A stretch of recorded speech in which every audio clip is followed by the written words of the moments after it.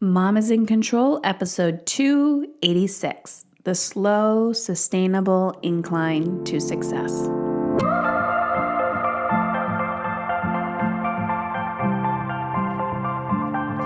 Hey ladies, I know, it's almost been 2 weeks since the last time you heard my voice on the podcast. So if you've been one of those who have been emailing me, messaging me, or have been frantically, keep refreshing your podcast app, I'm here, I'm alive, I didn't go anywhere. So today I wanted to talk about the slow, sustainable incline to success. Behind the scenes, I've been chipping away every day at planning and organizing what is yet to come in September or in this fall, and also in my own personal life. So a few podcasts ago, I talked about how my son left for a month-long camp. Well, he's back and he survived. And it's so interesting, the innate part of us as nurturers, right? Regardless if you're a mother or not, that like feminine part of us that just, when something is off, how we stay like that forever, or when that person returns, how we feel complete. And the second I picked up my son, or we picked up our son, as I should say, I felt this sense of like, okay, all my cubs are with me. And then it also brought home this very real perspective that everything in life is temporary. I've had death around me. I mean, we all experience grief and loss and death. Just a lot of people going through the grieving process or experiencing loss in their lives. And we hear about it all the time, right? People passing. And I truly believe that this is part of us, that whether you run towards it or you run away from it, we all experience it. And it doesn't have to be the loss of another human being. It could be a loss of a job, a loss of a relationship, and that person is still alive, a loss of our identity, right? I talk a lot about this as mothers. Like, who are we? Who are you beyond your role as mother? And whether you are diving into that now with young children, or whether you were forced into figuring that out because your children physically left your home, or they're getting older, or they started school, and you're kind of like looking around going, now what? What do I do with myself? It's your choice, right? When you choose to dive into who am I? What is that? And we always have a loss of ourselves when a role is put on us. And, the second you become a mother, the second you become a partner, the second you become a sister, the second you become an aunt, the second you become an adult, it's like you lose part of your old self.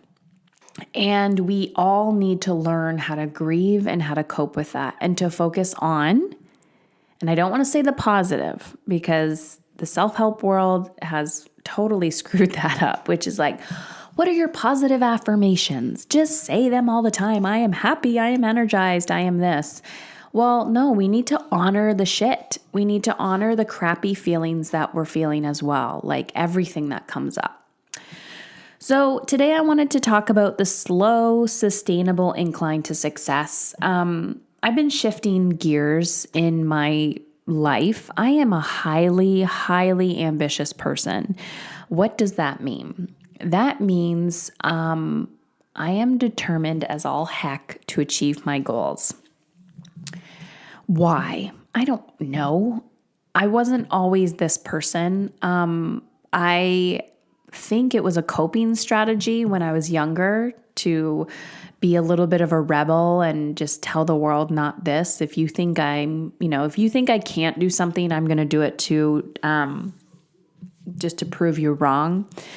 But it's weird because in school, both academically in grade school, in high school, I was never an A student. I was never the star student, probably because there was no passion, no connection in the work. And I just thought, what's the point? Like, why do I need to work my ass off to get these grades? What does that actually mean in the world? And no adult or teacher could tell me that. There was no correlation or connection to real life. So I was just like, this is a waste of my time and energy. I'm just going to like skate by and do the work that I need to do just to like get that piece of paper and move on with my life. And then in university, I started to infuse more purpose into my life. And that was because I could see a connection to the real world, how I could help people, because I've always wanted to help people and be of service. So as I started to infuse that connection piece, just by the mere fact of like actually connecting with the world, like through my career as a social worker and through my education and connecting with those in need, I was like, wow, this really lights me up. I think I found my missing link, right? That I need to be of service to the world, and that's part of my purpose. So this slow, sustainable incline to success, when I started my business, like most of you and most of us, it was driven by a need for fear and lack. And I was living in survival mode. So it was like, I need to make this work, right? So you hustle, and then you burn yourself out. So then I got to this point in my life where I'm like, burnout is no longer an option, not happening. I don't care if I have 3 children or if I have 25 children. I don't care what the expectations are of me and society. I will not burn myself out. Why will I not burn myself out? I will not burn myself out because when I am dead and buried 6 feet under the ground because I refused to listen to my body and listen to my life and, just went on a like drastic decline, I'm not going to be of service to the world. And so part of my why is, yes, my children. And that was a huge part of my why of like, no longer allowing myself to burn out, because if you've been following me, you know that a huge part of that was my wake-up call of getting sick and the disease of cancer entering my body. And I thought, shit, if I do not figure out how to restore my body, I'm going to die. And I might die anyways. And actually, I'm going to die eventually, but I'd like to enjoy the time while I have what, left here on this earth in this body. So since then, I've just been, determined to get out of survival mode and go into this state of momentum and then getting into this thrival state, which I feel like I'm at now. And then jumping to the next state, which is abundance, which, I jump into as well sometimes. So my point is, being determined that like, no, I'm not going to figure this out. It's just practicing what I preach and implementing and teaching the strategy to other women inside my mastery program and my Soul Elite program and the workshops that I host on my website. So you can check those out at heatherchauvin.com/workshops. These are all the things that I'm practicing when I'm preaching. And what I'm finding now, and which is why you haven't heard from me in the last 2 weeks, is I am so far removed from survival mode that I'm just like content and grateful in all aspects of my life. And literally, someone can knock on my door and hand me a bag of shit, or I'll just tell you a few things that have happened to me in the last few weeks. And my reaction is not like, I don't fall back into survival mode. So I got this email. Okay, this is something that would have normally freaked me out in the past. I got a ticket. So I live in Windsor and Toronto is about 4 or 5 hours away. And that last summer, I got an email or a thing in the mail that I got this ticket, this speeding ticket in Toronto by, the reason why I got the speeding ticket, because I never got pulled over by police, was because of what do you call those? Like traffic cameras. And at the light, they took a picture of my car and my license plate stating that I went through a red light. But this paper was like all automated and you could see, and it said something about I was going through a red light, and I don't remember going through a red light, but I went through a red light for like 0.2 seconds, something ridiculous. And I'm like, are you kidding me? So what happened was it was probably yellow and then it turned red, like when I was in the middle of the intersection or something like that. So I was like, screw this shit, right? So it said, if you want to like defend this whatever, then you have to go to court in Toronto. I'm like, I'm not driving 5 hours. By the time I'm going to waste for this, whatever. So it was like a $300 ticket.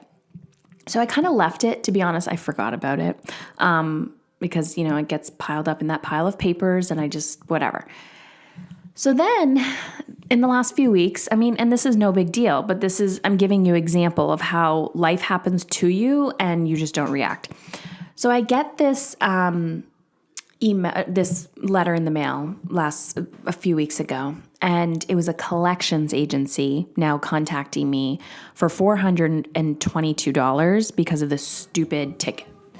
And I was so pissed when it first happened because I was like, are you fucking kidding me? I know that I'm not going to go to Toronto and that I'm pretty much just paying this ticket to like donate money to the city of Toronto because this is just stupid. And there isn't even a human officer that I can have a conversation with like in the moment, right? They didn't stop me.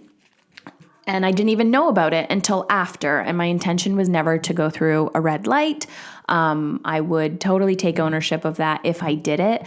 But I'm a huge fan of like, if you're what the fuck are you supposed to do if you're in the middle of traffic? So this comes in and now it's a collections agency. So I'm like, I'm frustrated, right? But I see it, I open it, I'm like, okay, cool. The ticket came back to me. I have to pay it. Now there's like an additional $100 because of fees on it. And now they have to, they put it through collections, so they got to pay their service. So I deal with it. I call them. I'm like, pay this in full, get this off my back. It's things like that happen. Or, my grandma not doing well and having to go clean out her house and having to deal with that. And then just knowing that she is, not in her glory days and she's going down a decline, and just all of these typical life things that will happen. My child being away, is not the end of the world. Like, these are normal everyday things.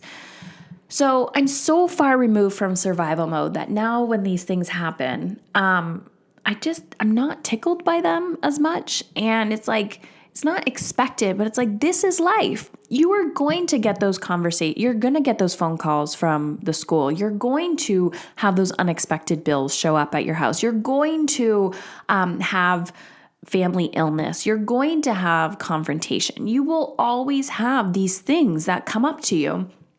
But on the contrary, it's like, what level of life are you living at? What degree are you living at? Are you constantly in survival mode? Are you in a state of momentum? Are you in a thrival state? Or are you going to the next level, which is this state of abundance? I have deadlines. These are all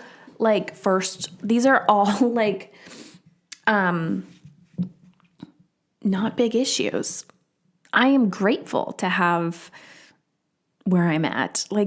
Guys, we really need to stop and smell the roses and realize how good we have it. You're listening to me on a podcast, which means you probably have a cell phone or a computer, internet access, or you pay way too much for cell phone data, because that's another topic. My point is, you're privileged. I'm privileged. We have so much to be grateful for. And when we're not living in that state, we're in the state of fear and lack, and that won't attract any more of what we want. So we can have more. We can still go after more. But in order to get more and to actually feel what we're actually, what we're going after is that state of emotional freedom. I'm grateful that I have a car to be able to drive, to send my child to camp for a freaking month. Like, are you kidding me? Are you kidding me? To give him that opportunity. Thank you. Thank you. Thank you. Thank you. Thank you. Thank you. Every day I wake up and I'm just grateful. I'm grateful that I was granted one more day. Or a few hours. I don't know. So there's this beauty between deep gratitude. There's a vulnerability there between deep gratitude and immense fear. I'm grateful for another day. But what if this is my last day? I'm grateful for another day.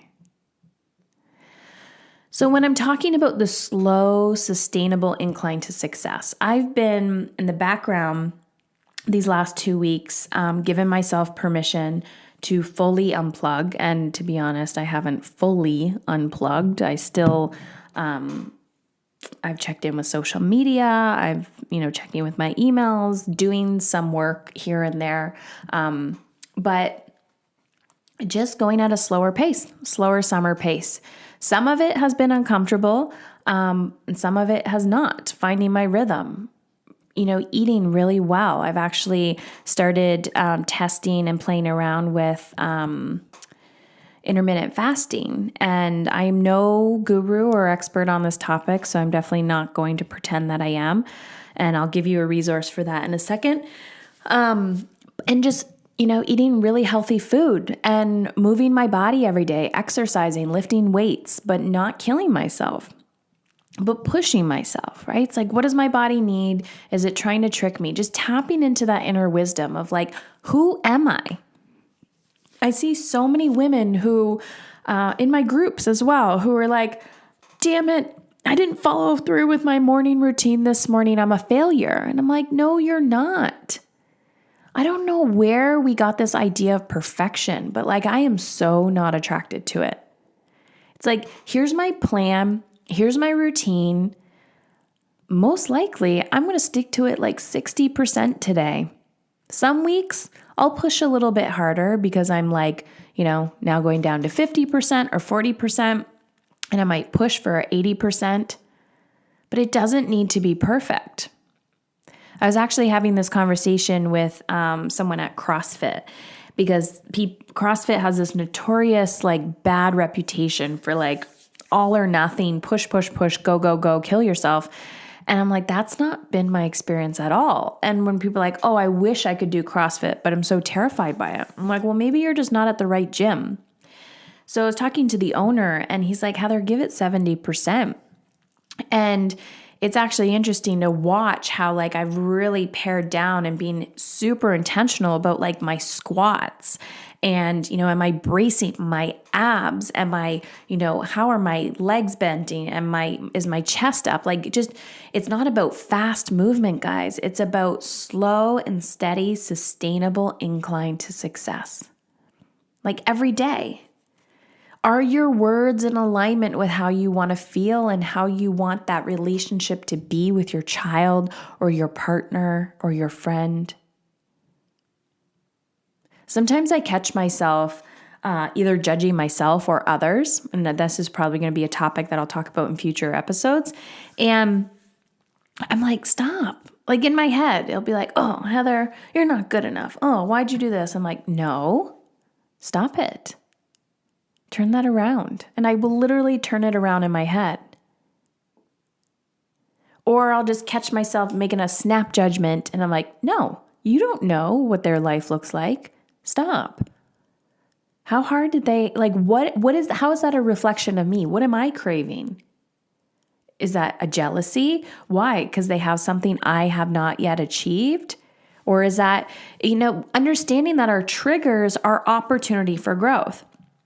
So using this word or this phrase, slow sustainability, it talks about, I don't freaking know who it is, but kind of the compound effect, which I've talked about previously. If I work out every day and my goal is to feel like really strong in my body, because that's my goal, then yes, the physical side effects are I'm probably going to change. I'm going to lose weight. My inches are going to change. I'm going to look differently in my clothes, but that's not why I'm doing it. That's not my main focus. And also understanding that like I want my body to be healthy from the inside out. I want my immune system to be like, 5-star gold sticker. And understanding that, my body's been through a lot of trauma and it's not going to go away in a weekend. It's not going to go away with like one session, or there's not going to be a magic pill that's going to change that for me. And this is something that I have to deal with as well and to heal. And a few episodes ago, I talked about, this feeling of failure that I had every time I would get a cold or something, and people would be like, "Oh, you're sick again." And I'm like, yes, my immune system is shot and I'm not going to be able to repair this within a short amount of time. We have to be committed to living our best life, and that will involve changing everything. But you don't need to change everything overnight. It will involve, I do not have a diet mentality. I have a whole foods mentality, but I enjoy my ice cream and my chips and giving myself permission to eat those. But sometimes it's boundaries. Like, what would I tell my children? Eat your dinner first and then you can have ice cream.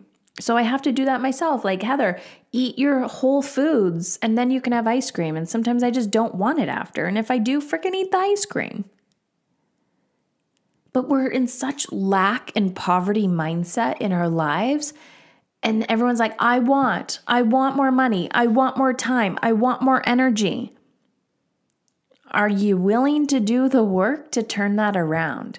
Because you and I both know it's not about the money. You will get that money. Making money is easy. All you have to do is provide a service that somebody else will pay you for, and you've received more money. And then you get the money and you're like, well, this isn't what I was after. I wanted to pay that bill off, and now that the bill's paid, I still feel the exact same. I'm like, yes, it's not the money you're after. It's that feeling of freedom. So how do we get that feeling of freedom?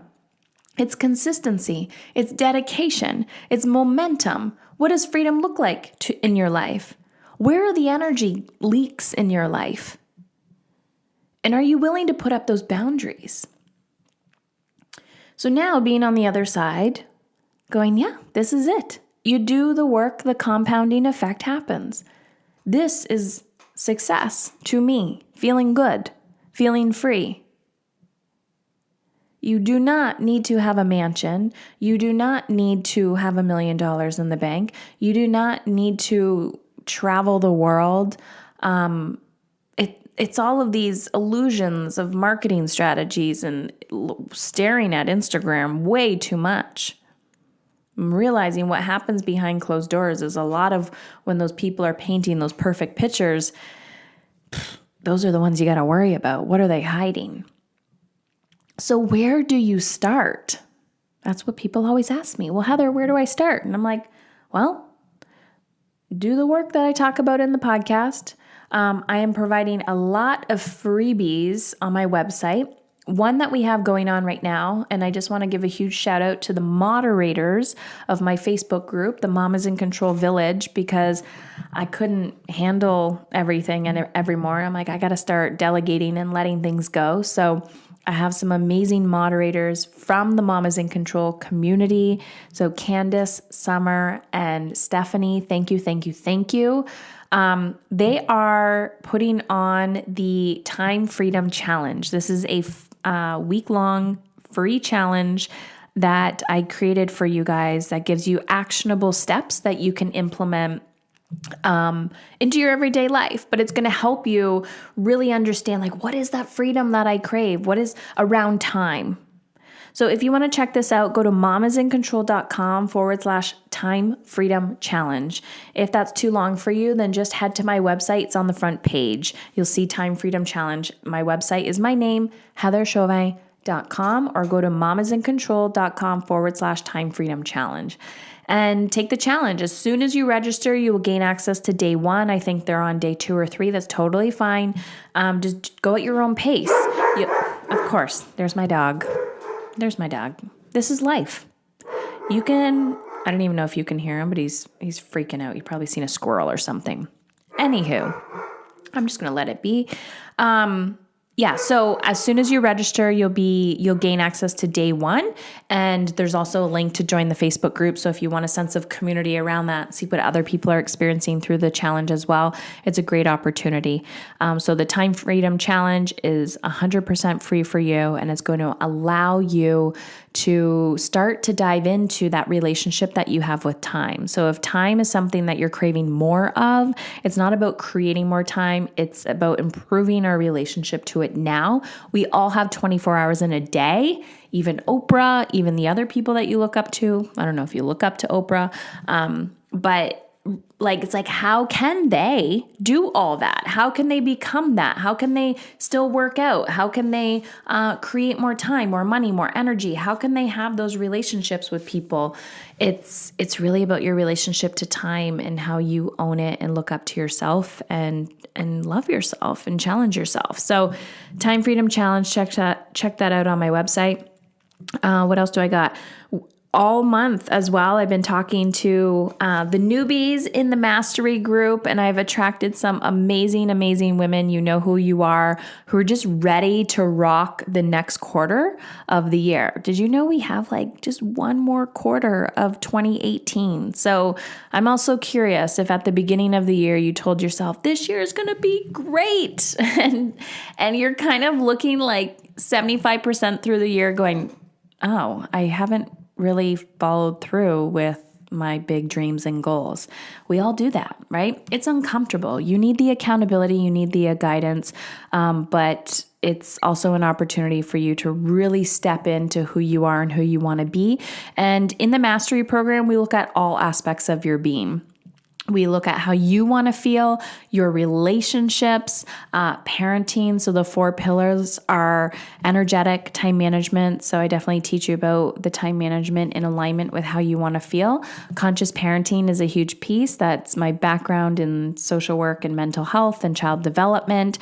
Also creating more ease and flow in your life, and emotional intelligence mastery. You cannot, I'm going to clear my throat and say this louder. You cannot teach your children to become anything or anyone if you are not willing to lead and coach and guide them. So in the mastery program, it's an 8-month coaching experience. I will teach you everything I know. And then you can teach your children to do the same. But imagine yourself 20 years from now looking back saying, shit, I used all my excuses. And now I have regrets because I should have taught my child how to deal with their own big emotions. I shouldn't have yelled so much. And maybe if I felt more content and happy in my own body and in my own life, and I went after my big goals and I created the life that I want, that would allow my children to do the same. So if you feel guided and connected to, be that person, that trailblazer in your life, then I highly recommend you check out the Mastery Program. We have limited spots available, but we're diving in. It's September. Let's make the next 8 months of your life frickin' rock. And I will tell you that what you learn in the next 8 months inside the Mastery Program is not just going to be 8 months. This is going to be ingrained into your being, and you will use these strategies, these tools for the rest of your life. And it will also seep into how your children grow up to be adults. So check it out, momisincontrol.com. Fill out the application, and I will be in touch with your next steps. All right, guys, talk soon. And remember, you are so worthy. of wanting what you want.